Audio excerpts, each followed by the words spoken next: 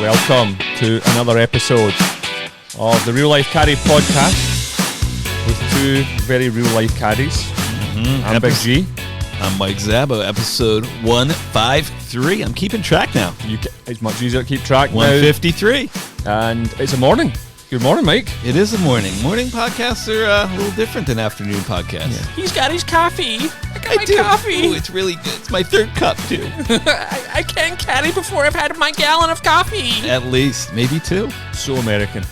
Yes. Well, you're sipping on your little tea over there. Get out of here. Yeah. Tea. See what my cup says? Men drink coffee. Scotland, born and bred. That's it, baby. Little tea bag in it, too. What we got today, Mike? Well, we got Caddie Stories, we got mailbag questions, hopefully a little fan mail, too. Little fan mail. We've worked together a few, Luke. Sick of seeing the sight of you, by the way. Yeah, we've had a few fun ones together. What do you want to start with? Well, why don't you kick it off? You got a Caddie story or two since our last time? You want to start with the loop that we were on together, that first one with Darren and company? No, I'll just tell you that if I was to say to you, who's your ideal person to carry for? Place, gender. Now, bear in mind, for this podcast, there are only two. That's true. We're not throwing nationality out there, right? I'd say gender definitely and not state. national. Yeah, well, yeah. Texas white gentleman. Okay, cut that. Oh, definitely not. Guy from Texas. Guy from Texas. Yeah. Chris McCoppin, you're my guy. So women. I don't mind caddying for women. You're married with a daughter, yes. And you know your mother-in-law's in town, so you can't. I love women. I respect that. Well, I'm not saying we don't love women, but I'm just saying to caddy for. To caddy for, yeah, we prefer to caddy for gentlemen from Texas with big wallets. And we have ripped on women, yoga pants brigade. Too many questions. Well, you have. I don't know if I have. Okay. On air. When I've pressed the record button. Okay, well, that's all that matters. As soon as it's off, yes. I tell you what, listeners would love to hear the conversations we just have. We do have some pretty funny ones off air. I just mentioned we should kind of do because we got a lot of footage that we cut out, like the stuff that we talk about. And we're like, we can't put that on the podcast. We should actually do an episode of all our outtakes. It'd be pretty funny, but probably not very politically correct. No. We could get in a little trouble. Yes, we'd be on the most wanted list. Yes. Well, I complained about, the women complained about myself, my brothers, the boys, when I was back in England. Oh, do we get any more feedback from the club? All charges have been dropped. They have. It was a warning. There was. They also made up a complaint about safeguarding, which is to do with children. Oh, geez. And I think that's where my boys went ballistic. Yeah. So they were reinstated to the club? They're back in the club. There was an apology issued by the chairman and the... Well, that's a pretty bad... Yeah, that is egregious. I mean, what we were texting about last night, by the way, there's a difference between a pedo and a creep. Yes. Let's be honest. There is. The boys were not happy with that allegation. That's debatable on that person we were talking about. Like, he's a little both. He's a little both. Well, anyway, anyone that listens to the podcast, all 152 previous episodes, we would rank women well down the list of who we want to typically carry for. However, recently, my faith in the female gender on the golf course has been somewhat restored. Oh, yeah? What? Pray tell, what happened? Well, I had two women in particular who were an absolute joy to be around. I saw you. I was on the 18th hole at the Wii course, and you were making the turn with them, and you looked like you were having a jolly good time. Smile on the face. Yes, exactly. Great patter. I kind of did a double take. I was like, is that Gordon? He looks happy. Yeah. Wait a second, he's with two women and he looks happy. What's wrong? And you can tell the genuine happiness from the pretending happiness. For sure, yeah, I could. I was like, he's got too much pep in his step. Something's wrong here. I had a lady called Mary from Oklahoma, and she came out with her husband. His name was Bruce. He was an absolute gem. He knows our good friend Tim over in Oklahoma City Country Club. Oh, does he? He does. He grew up with him playing a lot of golf. Tim's a good player. But Mary was an absolute joy. Could hit a ball. Really good player. If she'd had too many, picked it up. Off she went. She had too many strokes. I was too thinking, much drink. I was thinking if she was drinking too much, she'd just pick up, move on. She was the only person drinking in the group. Linda from Canada. Jeez, a female from Canada you got along with? Yes, she was actually the CEO of a company. So there's a thing here where women who are in a certain position within business are very, very comfortable in themselves on a golf course. For sure. And that certainly comes Linda. through. Yeah. And it makes our job so much easier. Oh, for sure. They know exactly what they're doing. They don't have to say, oh, should I pick this up? Oh, should I hit? Yeah. Oh, what am I doing wrong? Oh, will I get there? How far is it? You know. They're in command of the group. Exactly. Yeah. And it was funny because the 3 groups that were with Linda, they didn't realize how much of a player was. I didn't realize how much of a player she was. Mm-hmm. I think there's always that on the first tee. Guys are like, oh, we're playing with a woman. Because nobody knew each other. For sure. Corporate group. Happens all the time. And then they see her stripe it. And you have that, wow, yeah. Oh, what a great shot. And it continued all day. And I remember she was at level par through 8 holes. Just striping it. Absolutely. That's fun. But, good chat. Couldn't get offended. Telling jokes. Mm-hmm. Very interested in what we do.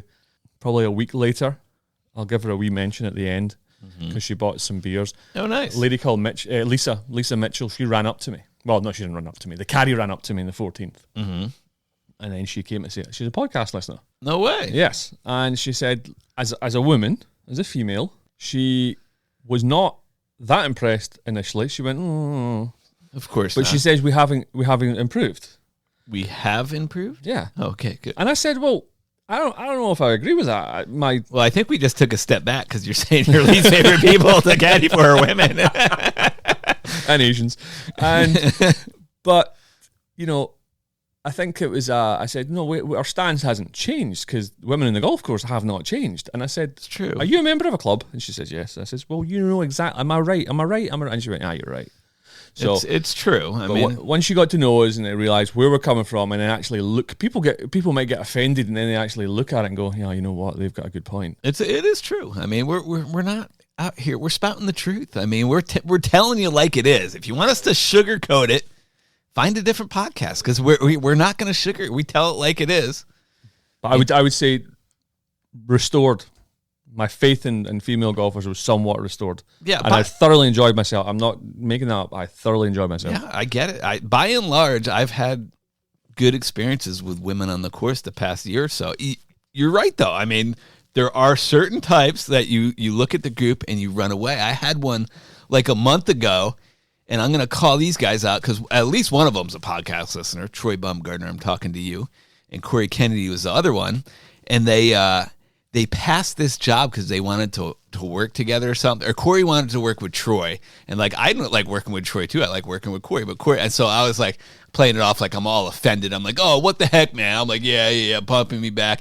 And then I get up. And it is 4 women. And 4 women of the same ilk we were just talking about that you look at them and you're like, oh, boy. But turns out it was a fabulous loop. They were a lot of fun. We had a blast out there. But, of course, I don't tell Troy and Corey that. I'm texting them all day. I'm MFing them. And I'm like, yeah, we're going to get you for this. You saw what was coming. And, no, we didn't know who it was. We didn't know. No, we didn't know. I couldn't tell if it was a woman or a man. And they both said, we both owe you a loop for that. So, yeah, I'm still waiting, boys. Did they pay you? It was actually fine. Yeah, it was good. It was decent. Yeah. It was good. It wasn't bad. We've had a lot of corporate in town as well lately. Mm-hmm. And I'll tell you. That's a corporate. On the last episode, you'll remember I talked about the stages of grief. Uh-huh. I'm not going to lie. I had one where I went straight to acceptance. So I was just like, oh, it was horrible. I mailed it in. It's nothing worse. I said this to the wife. I said, if I had to go to Caddy every day like that, I said, I would have a different job. Yeah. I get that. I couldn't care less. You get days like that for sure. They don't care. You don't care. They're out there because it's free. They don't really want to be there. They're terrible at the game. They have rental clubs. I mean, they're just awful. There's different degrees to how, and this is for you golfers. If you do take a caddy, right, once you find out how long they've been doing the job, do they read the putt bending down? Do they look at the putt from both sides? Do they use the flag stick? Do they talk about pace? Do they talk about it? Right. Pay attention to how much they care. This will tell you how much they care. There used to be a caddy that worked out here, and he would read the putts from the car, from the buggy. Remember that? Didn't he just pass away? Or are we thinking of the same guy? He just died. Yeah, right? I remember that. And he used with a cigarette in his mouth and a Diet Coke in his hand. So, but with this one, I'll sometimes get down. Once you've seen the course thousands of times, it's pretty simple. But yeah, sometimes you give it the dog and pony show. Like, you know exactly what it does, but you kind of bend down, look at it from the other side, but you know the read you're giving. I was reading these putts from the side. Yeah, I bet you were. Right? Yeah. And I'll tell you the other thing about it, right? There was one of those guys, he was a good player. He was the only good player in the group. What tees were we playing? Oh, we'll play gold. He wanted to play gold, so now everyone has to play gold. Moving them. Oh, it's ridiculous. The other three should have been playing 2 tees forward from gold. That drives me nuts more than anything. The one guy wants to play, so everybody else will play back there. That drives me nuts. If you were meeting 3 strangers, Zabbo, and you didn't know what kind of quality, when you ask someone, what's your handicap? And they're like, Yeah. Right, that, you know. So he wants to play a match. What's the one match that you would never play? One match. It's complicated, you know. Wolf. Hands down. Oh, bingo. Yeah, Ding. hands down. And by Wolf. the way, I've never mentioned this to you before. Yeah. No, of course not. What does he want to play? Wolf, of course he does. Wolf. Yeah. He wants these to play guys. Wolf. These guys are 40 handicaps, and they've never played match play or stroke play, and now he wants to play Wolf with them. if you don't know what Wolf is the last guy to tee off. First guy tees off. Wolf can pick him. Once the You can second go guy's lone teed wolf off. after all 3 have teed off, and you don't like him, you can go lone wolf. But if the second guy tees off and you don't like that, you can't pick number 1. You know what I mean? It's like, that's it. And of course, every hole you rotate who's first off. You keep the same order. Total confusion for these guys. And I'll be honest, I've played Wolf and I'm in charge of it, and I'm like, who's on? Who's up? Who's Wolf like? You know what I mean? Because, It's a dumb game. Stop playing Wolf, people. It's stupid. It is. Absolutely stupid. It's a great game. It can be. It can, but it has to be well organised. This guy wants to do it, but nobody cares. Like, even in the 16th, even one of my players look at me and he's like, oh, what did you guys get? Oh, we still have a chance here. We still have a chance. And no one else gave a shit. And the caddies don't care. 3 players don't. And it's just this one guy that wants to play the gold. And all about it. It was miserable.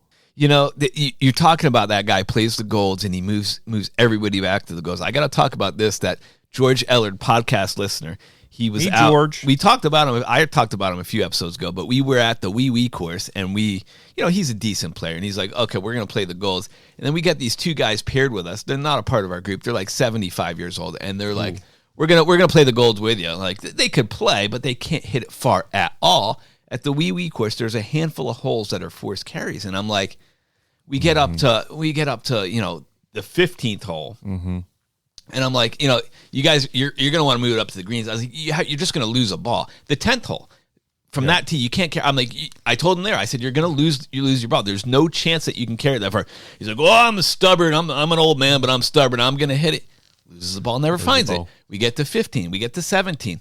Same thing. We're playing. They can't carry it to the fairway. It's like, why do that to yourself where you have absolutely no chance and you're still you can't swallow your pride and just move up to where you can actually keep the ball and play? It drives me nuts. Absolute idiots. Yeah. Idiots. Absolute idiots. I have to call you out actually on a loop we had. Is this a recent loop? There's a statute of limitations here. When was this loop? I need dates. People have listened to this for a long time, know about your love affair with Kevin Streelman and Larry Fitzgerald, and of course they are now 2nd and 3rd in your list of loves. Next to Theo. Zabbo, we're walking down the 3rd fairway. Last week here we go. Something, and he says, "Hold on, so where are you from?" He goes, "Boston." He goes, course. "Oh, you're from Boston? Oh, you won't believe this. You won't believe it. I caddy for Theo Epstein. Theo, he's such a great guy." I said it just like that. You too. did actually. Just like that. No, if their guys are from Boston, come on, bro. If they're from Boston, people from Boston, see, you don't appreciate it. You don't appreciate it. You and your little soccer game. No one else cares. They do. People care. Theo, he was such a great guy, and now he has my number. Now next time he's coming out, he's going to call me direct. And guess who won't be on me with that loop? Not cringeworthy. That was good stuff. I heard one of the best lines for a long time. I think it was about a week, 10 days ago. A guy called Dan, lovely lad from the north of the country. Dan he's going through, he's getting dragged over the coals with his 2nd divorce. Okay. So he didn't have many nice things to say about this lady. Of course not. That we got that out before the first green, by the way. I'm sure. Guys like that are bitter. He was bitter about how it's happened, but he was great fun. Top lad. I says, well, you just got to get back on the horse. And he says, well, yeah, I am. I have a new girlfriend. I went, oh, very nice. And he showed me pictures as they always do. Oh, always. And he says, yeah, she's like me. She likes a good time. She likes to drink. And then he said this, yeah, she might drink a little too much. I'm like, okay, she might. I says, why is that? He says, oh, well, we were on holiday one day. She had Fireball with her cornflakes. She poured Fireball onto her cornflakes? I didn't ask if it was on, or she's just sipping it on the side. Sipping it on the side. Yeah. And milk and cornflakes and Fireball. Yeah, usually if you think, it probably is right. Well, in her defense, there is no sugar in cornflakes. There's a lot of sugar in Fireball, so unbelievable. Makes sense. Makes a lot of sense.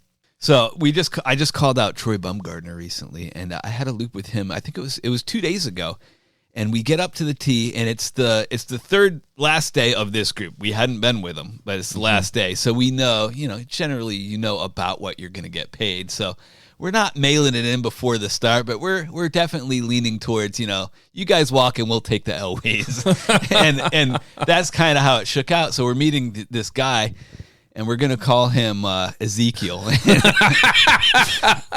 And Ezekiel, he starts talking to Troy and I, and he's like in our face, and he's like, how you doing? And Troy's like, all right. He's like, I'm going to mark up this tee. You pick the tee. Whoever pulls, you pull the tee, and if it's the mark on it, then you take Ezekiel. If it's not, I'll take him. So I pulled it, and of course I get Ezekiel. And he tells us right away, he's like, I don't need much information. All I want is yardages to the flag. That's all I want is yardages to the flag. I'm like, okay. And I was like, so greens? Yeah, he's like, oh, no, I want help on the greens. I'm like, okay, so what about cleaning the clubs? He's like, well, yeah, I want you. So you want me to caddy, right? Turns out he wanted me to be a local historian too. So he went from, I just want yardages to the flag to I needed to be a local historian, an ornithologist. I needed to know about the marine life. I mean, he wanted it front edge, back edge. He wanted adjusted. It wasn't just the yardages. I was like, all right, bro, you just want the yardage to the flag, huh? Well, what club should I hit? What club should I hit? I thought you just wanted yardages. Well, you know how far I hit the clubs? I'm like, all right, Ezekiel. But it wasn't that bad. It was a fun loop. We got to it, and it was pleasant to be on the LW again. Mate, I'll just never forget that one we turned up to with the lad Bomber. Remember the boy from St. Louis? And it's the pro and the 4 players. No, and the pro says, listen, I'll just throw my bag on you and it's your car. And I was like, okay. I ended up doing a triple for 3 days. He says, I don't need anything. I don't need anything. Just drive the car, I'm out there lasering everything. Oh, what does this putt do? Was it day 3? It was 3 days, wasn't it? It was a 3-day triple. I did a triple. You did a triple carry for 3 days. I don't need anything. Okay. And he had you carrying the bag. Remember, you'd like 42 clubs. It was ridiculous. Shocking. It was ridiculous. It is amazing what people want. They're like, oh, what are they fishing for? I don't know. Yeah. Guys are out there fishing in the ocean, and I'm like, fish. Yeah, I just make shit up. Yeah. What's that? What's that blue? That's the color? Western striped bass. Unbelievable. What kind of bird is that? I don't know. If it's not a seagull or a crow, I'm stuck, mate. No idea. I have another real brief one, but this was I've never heard of this before. So it was father-in-law, 2 son-in-laws, and then the father-in-law's friend. But it was only a threesome, so I didn't know this to start. We get out on the second hole, and I'm like, we have this random paired up with us, and he just got the tee time the night before. I'm like, oh, that's weird. Usually there's not open time. He's like, oh, we had a 4th. He didn't make it. I'm like, oh, that's a bummer. I was like, did you get sick or something? He goes, no. He was at the airport. They live in different spots. The father-in-law lives with this other son-in-law who didn't make it. They were out in Florida, and they were flying out. He had a panic attack in the airport. Like, really good golfer, trip of a lifetime. He planned it out. It was his trip. He wanted, he had a panic attack. Had to go home. He didn't make it on the trip. I'm like, you got to be kidding me. That's the craziest thing I ever heard. It's like, at that point, you find a Xanax or something in the airport and just gut it out and get on the plane. But yeah, dude, it was like a 4-round trip. They played the big course twice. No. He didn't make it. I was like, dude, that is the craziest thing I ever heard. It was sad. So you had the panic attack this past week. A couple of weeks ago, you had the crier. Yeah, I'm getting a lot of illnesses. Yeah, a lot of mental things going on. I told you about the guy that took too much cocaine. Yeah. And then he ended up freaking out in the course. And then on the 13th, he just like, right, I'm away to the airport, guys. Bye. See you later. And he'd planned the trip for 4 years. He did it, everything. Don't need to see the last 3. Nothing big happening here. He literally, he must have done something just before he got in the course, because it was early Sunday morning, 7 o'clock, and he was absolutely flying, and loving the first hole. And then the pace of play got to him by the second, and then he didn't hit a shot from 4 through 9, 10, and then by 13 green off. Yeah, pretty crazy. Kind of sad in a way. It is sad. That would be interesting, wouldn't it? The reasons people miss golf trips. Yeah, people go through personal. I mean, they plan these trips, 12 months in advance, 18 months in advance. Personal lives get in the way. They have lots of things going on at home, at work, and things happen. And they're not in the right headspace by the time the trip comes. I'll tell you one, actually. A guy missed a round of golf with myself, or the little thing that I organised last year. And it's 2 nights. We're meant to be there for 2 nights, play 2 rounds of golf. Mm-hmm. First night's great. Go and play golf. Have a good night. Chang was there.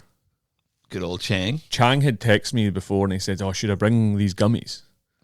And I was like, I don't know. Of course you should, Chang. And I was like, I'm sure the lads will rip into those. And he brings a lot. He brings a lot of these. And sounds like Chang. He's like, oh yeah. He's like, do you want any? Some guy that I work with, he brings them all in. And I think he thinks I'm a dealer. Or he just gives me them for free. So anyway, and it's interesting. They look like sweeties. Look like packs of sweeties. But this one of the lads took a bunch, or maybe far too much, I'm guessing. The following morning, he doesn't turn up at the golf. I ended up calling the hotel to ask them to go and check the room to do a welfare check. Mm-hmm. At which point they said, "Oh yeah, no, he's there. He's not coming out." And then about 4 or 5 holes later, he calls me and he said, "Oh yeah," or texts me and says, "Thanks for checking up. I'm home." He said, "Bad trip, freaked out, and just left." Wow. So it does happen. Yeah. Yeah. People taking drugs they're not used to taking on trips, and yeah. I've never missed a golf game that I was meant to be going. Me neither. I don't think so. Yeah. Never, regardless of the nick. Yeah. So anyway, right, quick break, and then we're going to crack on. Very little amount of fan mail, some shout-outs and questions. 4! As Mike said, episode 153. I do know that there's a bunch of new followers from the last episode, so... Oh, good. If you feel inclined, get back and listen to some low-brow culture. 152 of them. And share it with your friends. Let's grow this thing still. It's neat. We have a need to be grown more. I love the idea. I did love meeting that lady Lisa. It's interesting when people recognise your voice. It does. It's a very minor boost to the already large ego. So yes. Questions, Mike. Okay. Let's crack on. I recently injured my shoulder and had to change my swing. Have you ever had an injury that forced you to change your swing? And that comes from a Gary Canfor, and he's from Queens, New York. Gary Canfor from Queens.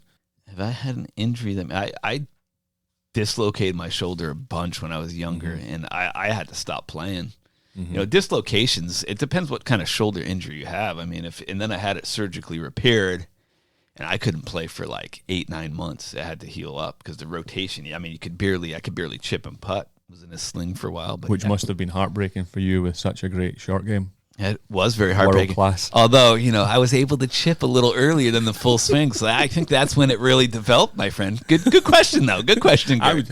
I would say that maybe that's testimony that Zabbo has the short game better than any PGA. Come on, pro. You're after that injury as well. Say. Yeah, I did not say that. Better than any PGA. I never said that. Well, there's 3 different, I would say, swing changes. Number 1 would be you are awful and you need to change. Yeah. Number 2, you're injured, which is obviously what you have to change. And you have to change. And number 3 is you reach perfection and you're tinkering and sometimes just leave it alone. Well, he doesn't really mention what kind of swing changes he had to make, right? You got to think he has less rotation, less turn. He's probably shortened up the swing. So probably, a lot of that can be good for the game. Injuries where, for me, my swing is really, really long. And, that would probably, to have to shorten up my swing, help me. Stop smiling like that. I don't like that smile. Oh, it's so long. I know what the movie is, but anytime I hear the word long, that's what comes into me. Yeah. Oh, it's so long. Right? So I couldn't even tell you what my swing looks like, but I did hurt my shoulder twice, collarbone broken twice, and then the rotator cuff was bad. Never got it fixed. And then, actually, I don't know if you would change your swing if you hurt your shoulder. Maybe just look at the fitness side of it. Yeah. I would, swimming. Build the muscle, and then because depending on how good or bad you are, if you feel as if your golf game is detrimental because of the injury, I would then try and give your body back more, because if you build the muscles around the shoulder, that would be... Yeah, he didn't give us a lot of info to go on. We don't know what kind of shoulder info, what kind of rehab you're doing. He's from Queens. He's from Queens, New York. He's really busy there. I don't have much time now. But his last name's Canful. It's not like Montana. Yeah. Next one. I am in the market for an entirely new set of clubs. Oh, boy. It is a big investment, as I'm sure you know. Oh, yes, we do. Yes. So I want to make sure I spend wisely. Sage words.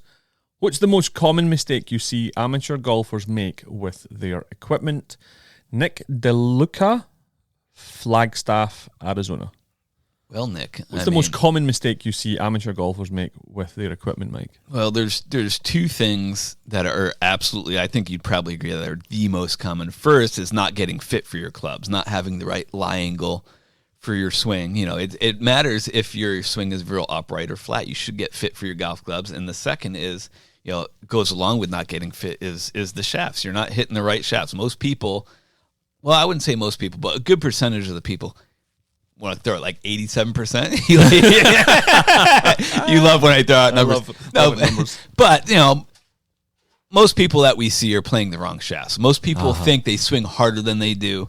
You know, you see this guy with a 90 mile an hour swing speed or 80 mile an hour swing speed, and he's hitting a stiff shaft. It's like, come on, dude, come on. I mean, you're losing 20, 30 yards, missing it far right, far left, based on the wrong shaft you're hitting. You're not hitting the right club. You know, it's not the right fit for you.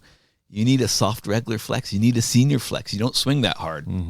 Not saying you in particular, but. Yeah, the most common, I would have to go with you in the shafts. Yeah, it really irks me when I see a guy with a driver, a 3-wood and a 5-wood, and then a 7 or something, and he's got different shafts in each one. Oh God, I know, that is mind-blowing. It's crazy. Well, I got that one for my cousin Vinny. Actually, that's a movie. You should say, but yeah, I mean, people get wild. Yeah, they get clubs. You know, I won it in a tournament. Well, get out of here. Stop putting it in play, get the right shaft in it. Different make, different flex, different. What other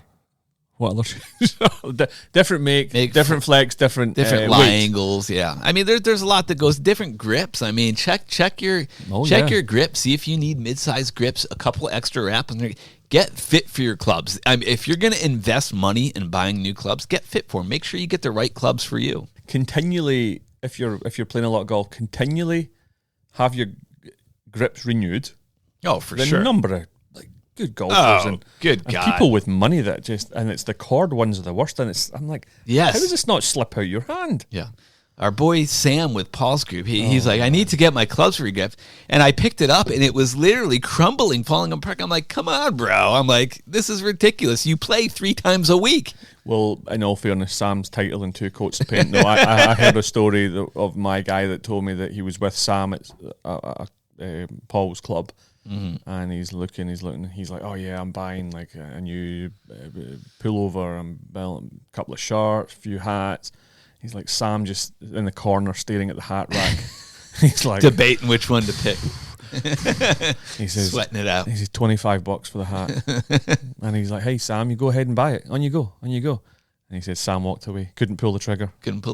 So that guy not going to pull the trigger on a hat on a sunny day. He's waiting on the grips. He wasn't buying the hat out of style or because he wanted it. It's out of necessity because it was so hot and he's bald. Yeah, and he had to protect his brew. And then so that's cheap. That's an illness. The other thing people make a mistake with, we'll start with putter, right? For sure. I mean, there's many. Mallet putter. Anyone that's over the handicap of 5 or 6, get a mallet putter. Get a mallet putter. Do yourself a favor. Look at the 2 best golfers in the world. What do they use? Yeah. There's a reason for that. And also, too many wedges. When you buy wedges, make sure you have a balanced difference between the degrees. I had a guy this past week that had a 48 degree, then a 56 and a 58. Absurd. Yeah, that is, you see that a lot too. That's coming. We're talking to you, Mo, out in Dallas, McCoppin's boy Mo with the 7 wedges. Well, he's all right. He's got plenty. He's got enough for the state of Texas. But what you're looking at, you just maybe a 50, 54, 58. Or 52, 56, 60. Yeah, 4 degrees between your wedges is pretty standard. So those would be 2 or 3 sort of points for you to take into consideration, Nick. Next question, and this is another one from Australia. Andy Pearl from Melbourne. A real ripper. In Victoria, in Australia. He says, the different levels of golf are like an onion. Very, very much so. What do you think sets apart the top golfers from the rest? Great question. Talent. Drive. No, not dedication. Talent, yeah, talent. it is. No. 100%. No. Yes, no, it is. No. They are more yes. No. Uh-huh. No. You cannot. Yes. You cannot tell. No. Nonsense. Right, on you go. You tell me what you think. You think talent? Yes, I do. I think it's talent combined with mental toughness. These guys are so, especially the guys of this day and age, are so mentally tough. You talk about a guy like Scottie Scheffler, and you've talked about this. Nothing phases him. Mm-hmm. You wouldn't know if he made a triple last hole. You wouldn't know if he made an eagle. Mm-hmm. He goes about his business knowing he's the best or one of the best in the game, probably the best right now. Mm-hmm. I mean, he's just so good. And all these guys, even the top 200 golfers in the world, they're so damn good and mentally strong. It's ridiculous. And they put in so much time. Most of them. There's some of them that don't practice as much as others, but most of these guys are out there beating balls 4, 5, 6 hours a day, beating balls, chipping, putting. They are already the best at what they do, and they're still practicing, trying to get better, trying to maintain that level that they're already at.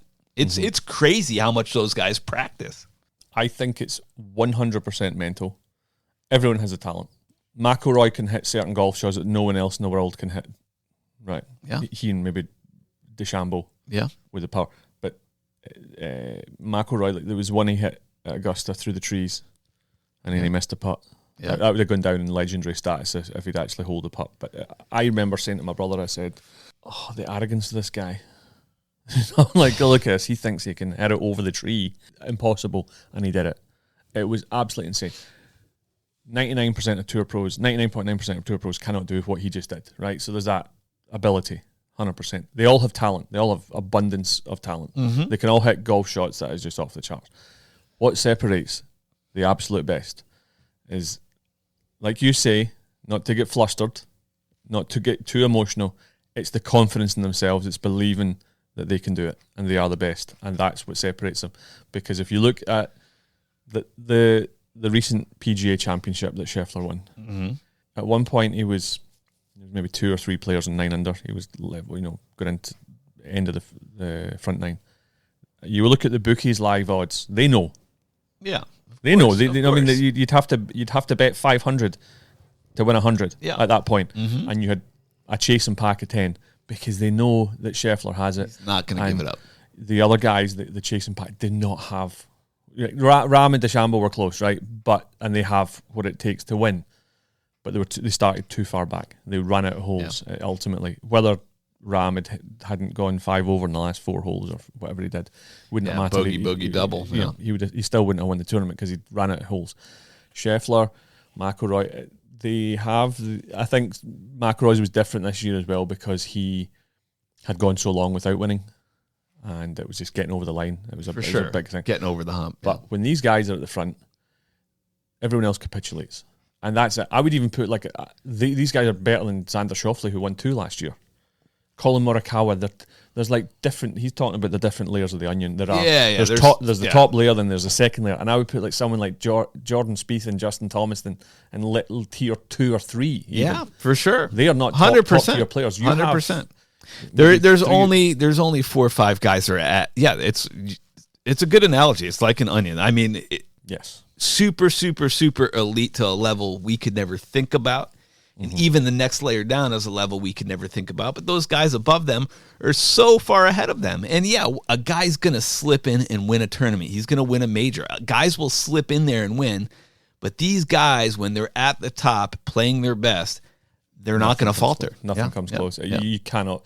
I don't think, I said this to someone at the weekend, I said, I don't think we'll ever see a Todd Hamilton, Ben Curtis, Y Yang, left fielders, a Rich Beam type win a one-off major again. Yeah, I don't know. I don't think it'll happen. It's yet to be seen. Somebody that's not in the top 50 to 100 in the world. Yeah. I think the game of golf, the elite has gotten so much better than it was 10 years ago, 20 years ago. It really has. You know what we really need to see, which I was talking to my wife about that, what we haven't seen is we need to see like DeChambeau, Rory, Scotty on Sunday all together, like battling it out, throwing Rahm, throwing somebody like that. Like those guys, because all three majors Scheffler won, he's blown away the field. Certainly coming down the stretch, he's got such an enormous lead. He can't blow it away on 18. But I want to see those like 2 or 3 guys. Like I want to see Rory and Scheffler and DeChambeau in a major. I mean, we're due for something like that. I'd love to see that during the Open or the U.S. Open. I'd love to see that. Last question. Morikawa, Lowry, McIlroy. What is your opinion on pro golfers not talking to the media after a bad round? And that's from an Alan McIntosh, and he is in Livingston in Scotland. Livingston is just outside of Edinburgh. I think it's kind of chicken shit. Yeah, I think it's ridiculous. I think, you probably disagree knowing you, but I'd say it's kind of their obligation. It's their obligation. This is the sport you've chosen, and this is what you do. You talk about your round to the media. You have press conferences. This is pretty much across the board in all sports, and this does happen through other sports where guys have a bad game or, a bad match, and they don't want to talk to the media. But, yeah, I think it's ridiculous. You got to talk about what went wrong. I mean... Well, you don't have to. You don't have to. I don't like. Obviously, this is having a go. I have a problem with it personally. Well, do you like criticism, Michael? Nobody likes criticism. Okay, but you in particular? No, I don't. No, right? Nobody likes to be criticised. Correct. Everyone loves getting told how great you are. Correct. So you have a good round, you want to talk about it. You have a bad round, you don't want to talk about it. It's human nature. Do they have an obligation? Kind of. Yeah. And do they have sponsors? They have to get that hat and that watch on, get it on TV. Mm-hmm.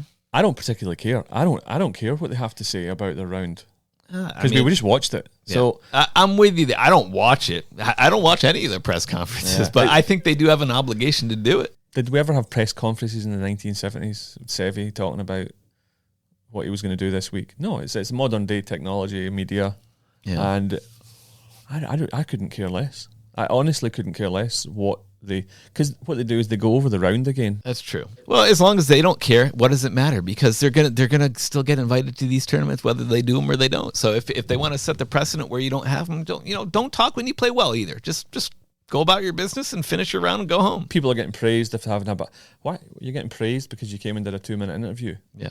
The use of the term "great guy" in golf is, as you and I both know, puke. That is the very little. Oh, brilliant! He came and spoke to us even though he didn't win a tournament. Lowry, he said that he needs half an hour to calm down. Settle. Really, first world problems. I don't care either way. Speak to them not because I'm not watching it. I don't know if anyone really does. Yeah, anyone really cares. Do. They want to talk about the fact that they don't do it, but they weren't going to watch it anyways. Exactly. Yeah. So. That's us. If you have any questions, please email them in podcast@glorifieddonkey.com or send it in on social media. Very little, we got a little bit of fan mail, Zabbo. Okay, let's hear it. Zabbo, you will have to ask Gordo why he continued to watch me pee. Just saying, very odd. I thought he was married. Hope he is not switching teams. Mark from Minnesota. That was the guy that sounds about right. Was just like a racehorse, just... The better question is, Mark, what are you doing in the middle of the fairway with, it out? It out. We have one that says, by the way, the Stories and podcast is phenomenal. Thanks for listening, Mark. We need to move on to shout-outs, Zabbo. I have several here. We'll start with a Marilyn Herring, and she is a new listener and the husband of Chris Herring, who is the brother of Jason Herring. And she came out with Chris to the big course a couple of months ago. And as per our advice, she didn't walk the full round. She only walked the 17th and the 18th. So that's why you're getting a shout out. Well done, Marilyn. Yeah, good job. And I bet that you had a much better time at the spa doing whatever you did. Yeah, not having to watch Chris chop it around in 105. For sure. So, welcome, Marilyn, and I hope you enjoy the back catalogue. Lisa Mitchell, Connecticut. Got to shout out our lady golfers that we enjoy. Yeah, she bought some beers. We spent my husband's 50th at the big course. We're spending mine in Scotland. Nice. Any caddy recommendations for a non-needy lady golfer and her crew of loving dunderheads? She wanted me to say that. A dunderhead is a Scottish term. What does it mean? It's not good. Recommendations will be greatly appreciated. I'll leave that to you. We'll be at Turnberry, St Andrews and Kingsbarn. Yeah, so I've already been in touch with Lisa. We'll have that covered. Perfect. Then we have Mark from Minnesota. Yes. Gotta shout you out, Mark, our peeing wonder. Yes, he says, love the podcast. Gordo, you're the best. Thank you. Okay. You only had me. Love the stories in the course. Nothing better than a good old Caddie story. He did want me to mention about his pal Scott, who's a midget. And I remember I'd mentioned Mark was super easy to work for. Yeah. Grabbed a club, very proactive. Scott was not do your job, yeah. Scott was the absolute opposite. Yeah. Had to repeat information continually. Is it 150? 150? What is the point of that, right? We've discussed it.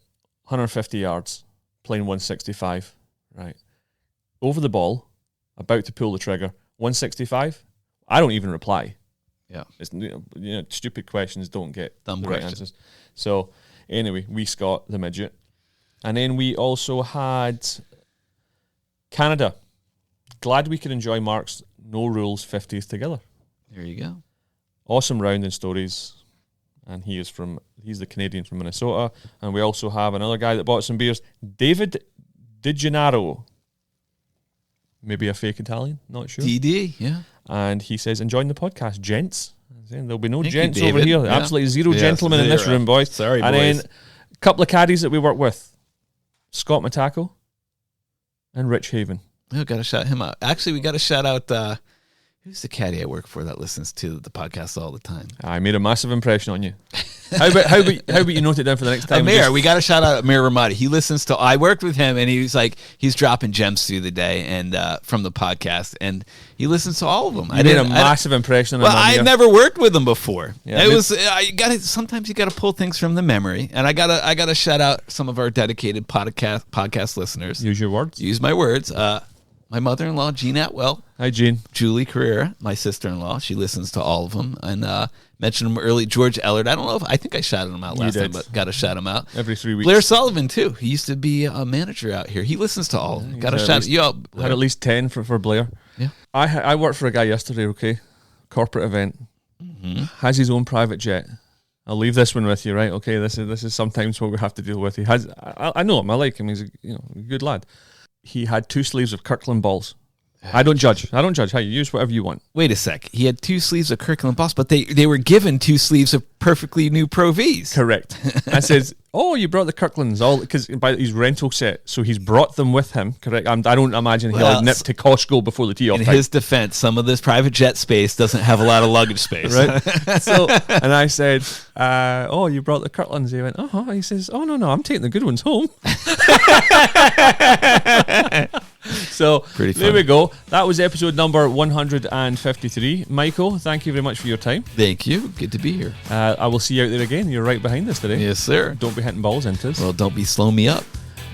Listeners, many thanks for listening. Thank you for your continued support. Until the next time, though, get out there, enjoy your golf, but more importantly, keep it humble. Oh, see you!